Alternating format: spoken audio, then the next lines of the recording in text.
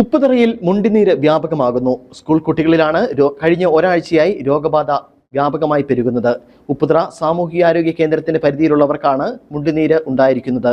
രോഗബാധിതരെ കണ്ടെത്തിയ സ്കൂൾ 10 ദിവസം അടച്ചിടാൻ ആരോഗ്യവകുപ്പ് അധികൃതർ നിർദ്ദേശം നൽകി.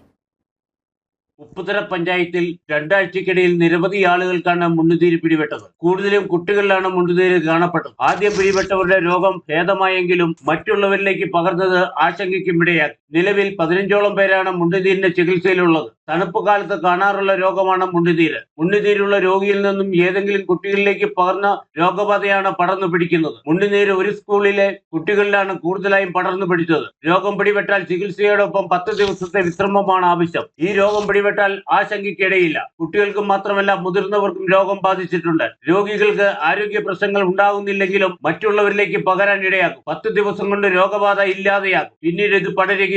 രോഗം എവിടെ നിന്നാണ് ആദ്യ രോഗിയിൽ പിടിപെട്ടതെന്ന് അറിയാൻ കഴിഞ്ഞിട്ടില്ല. യാത്രയ്ക്കിടയിൽ ആയിരിക്കുമെന്നാണ് നിഗമനം. രോഗബാധ കണ്ട സ്കൂൾ 10 ദിവസത്തേക്ക് അടച്ചിടാൻ ആരോഗ്യവകുപ്പ് നോട്ടീസ് നൽകിയിട്ടുണ്ട്. കഴിഞ്ഞ 2 ആഴ്ചക്കിടയിലാണ് ഇത്രയധികം പേർക്ക് രോഗബാധയുണ്ടായത്. രോഗം പടരുന്നതിനാൽ ആശങ്കയല്ല വേണ്ടത്, ജാഗ്രതയാണെന്ന് ആരോഗ്യ പ്രവർത്തകർ പറഞ്ഞു. Idukki vision news, Upputhara.